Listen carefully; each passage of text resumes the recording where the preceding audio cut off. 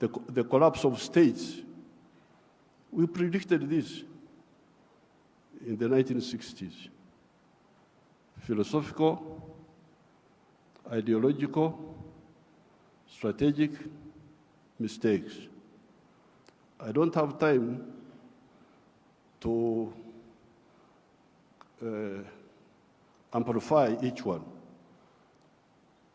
But I was very happy to hear the president of the World Bank talking about prosperity instead of profiteering. These were his own words. That's what I picked. This has been the problem. Aid has been for profiteering. This has been the problem. Now, the World Bank people and other groups have been talking of sustainable development. Even in your documents, I have seen those words there. Sustainable development. I am now going to be 80 years old. I have never seen sustainable pregnancy. That a woman is pregnant this year, the pregnancy continues next year, 3 years, 4 years, it never happens. In life, pregnancy develops sustainably within the womb of the woman. Quantitatively, the baby is growing bigger and bigger.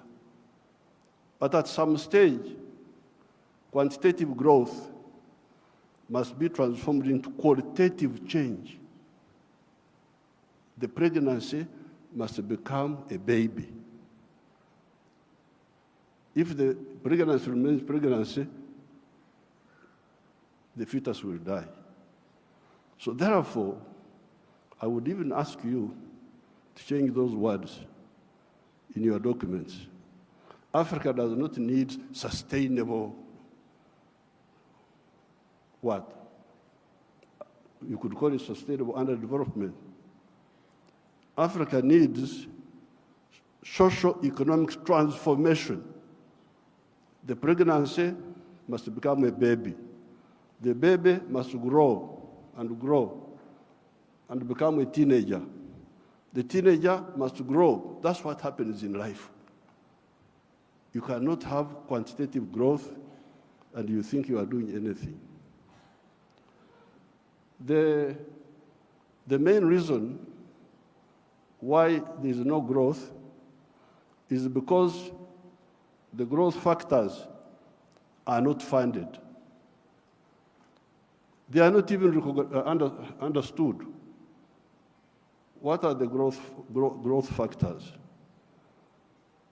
We now talk of private sector-led growth. Yes, but for the private sector to grow, what does it need? It needs low costs of production.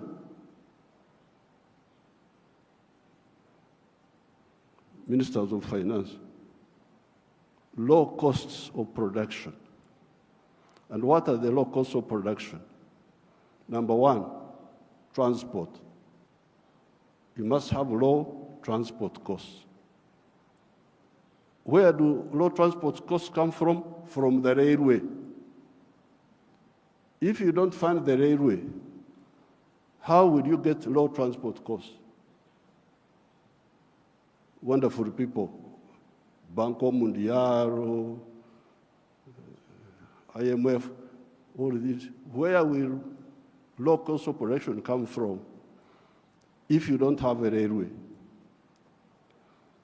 I have been here for the last 64 years. I've been watching as a student leader, as a freedom fighter, now as the leader of a country. How many railways have been constructed or funded in Africa? The few that have been was by China, the Tanzania Railway to Zambia, and recently China, another one here in Kenya, and then Tanzania on their own, they are building a railway line. So if you are talking of helping Africa, the railway, I don't want to be involved in any other words, no, please. The railway, because if you fund the railway, you will have low cost of transport, and you can produce products which are cheap, which can. For I think 2 or 3 years, because I've got a lot of iron ore, one of the best in the world. I told him, His Excellency Ruto's man, Muhindi wa hapa Kenya, you come and build the steel factory in Uganda at the iron ore. Oh, yeah. I've already built in Mombasa. So I said, okay, because of my young friend, I give you some iron ore for 2 or 3 years. But come and put the factory here. Now you can imagine akili ya watu wenu, my civil servants. An Indian wanted to take that iron ore to India, imagine. Iron ore in our language is called obtare, but it is soil, black soil. If you see it, it is soil. To take that to India and do what? Pay your wonderful people $47 per ton. Our iron ore is the purest in the world. It is 70% pure. So you need like 1.5 tons to make a ton of steel. Now, a ton of steel costs $700. Somebody gives you $47 on your wealth, the wealth of your people, and he gets $700 from it. And all the jobs, your children have no jobs. Watoto wa Wahindi wanapata kazi. I can't be part of that treachery. So I banned, there will be no export of unprocessed minerals from Uganda. So there's no business. What do you mean there's no business? So when I banned them, they are flocking in now. They have opened 7 gold refineries. 7 gold refineries, they are there. Because I banned. The other day I was opening a tin refinery. You can imagine this tin, and Samia may know where we were, the power station, both sides, the Uganda side and the Tanzanian side. That is all tin.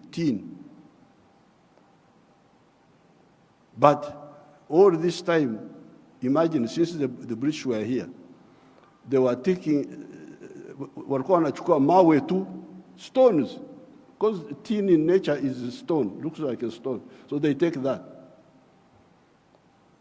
And they give my people $11 per kilo. And they take it to cleverer people. For the cleverer people, they get $32. My people got 11, those people get $32. And all the jobs. So when I was opening the factory, I was asking the refinery, I was asking them, this boy who opened the factory is a Canadian. I was asking them, huyu Mkanada ameleta umeme wake? Has this Canadian brought his own electricity? No. Anatumia umeme wa kwetu. Ameleta maji yake ya factory? No, anatumia maji yetu. Internet anatumia ya nani? Ya kwetu. So, out of the $32, much of that money will remain in Uganda. Pay for the raw material, pay for the electricity, pay for the water, all that remains in Uganda. So, what does, first of all, my African brothers and sisters say about this hemorrhage of Africa? Hemorrhage.